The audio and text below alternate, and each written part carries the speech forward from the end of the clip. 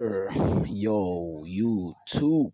Welcome to the Great FX TV, man. If you're new to the channel, hit that subscribe button, and if you're still with the force, just hit that like button, man, and share the video so that it can reach as many people as possible.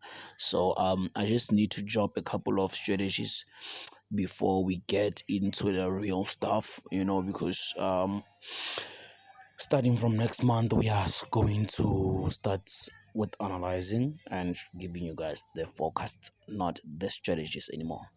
So let's get straight into it. So this is gonna just be a short video. So we have these settings right here.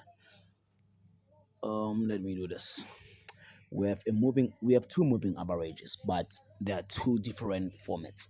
It's a normal moving average and it's an oscillator moving average, right? So here are the settings. You can save them. Here's the other setting, right? Five.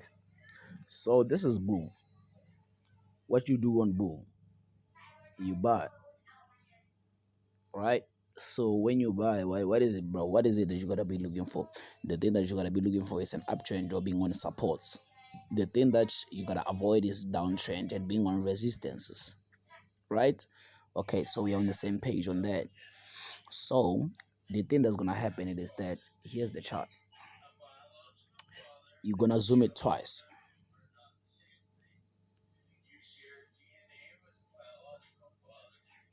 One, two.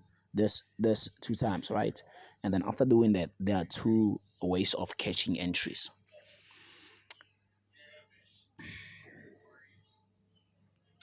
The first way, it is that you have to wait for this red line to pass the moving average oscillator going to the downside, and it has to pass these bars that are below, not these ones that are above, right? So it has to pass these ones, and then as soon as it passes, and make sure that this thing moves. You see, this thing moves. Make sure that the zero is really not in the middle. Make sure that it's at least down, just like here, you know but not specifically the zero, but make sure that the cross doesn't happen in the middle or at the top. Make sure that the cross happens around this range, at the bottom, because initially, you have to buy low, right? So what you do is that this line was going up and then it came down and it crossed, and then as soon as it crosses, so here, that's where you're gonna be putting your buys. If we do this, here's your buy, which is this one. So you bought there and you caught yourself multiple spikes, right? So let's look at another example.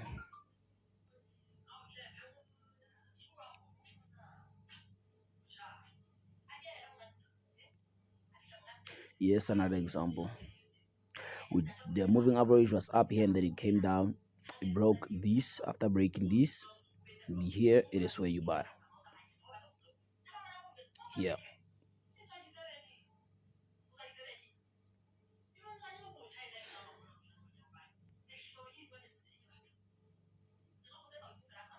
Which is here. So you could have caught these two spikes. Three.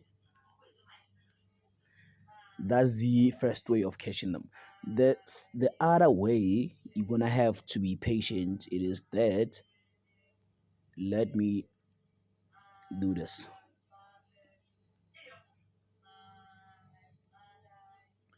This is the second way. The second way is that it's the same thing but more confirmed.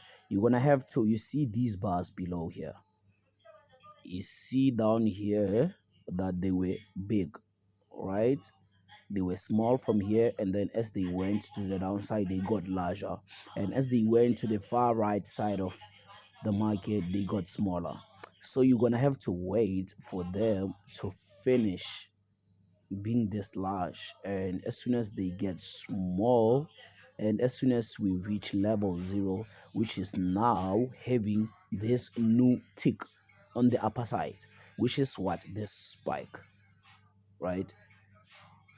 Let me see if that tick was that spike.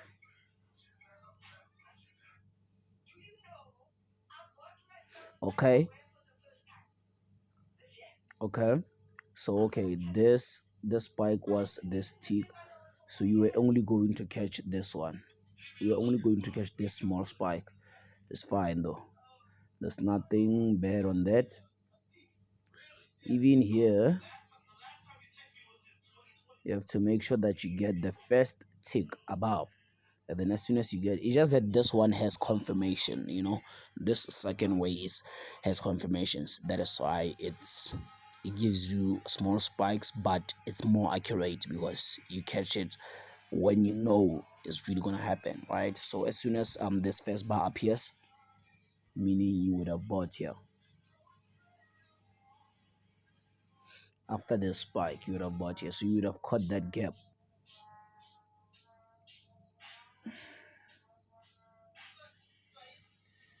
You see, even here,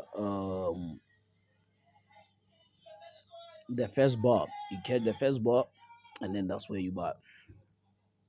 So meaning your buy would have been here. So that's just how it is, man. Let me see if I can go to crash. I don't like using indicators on crash 500.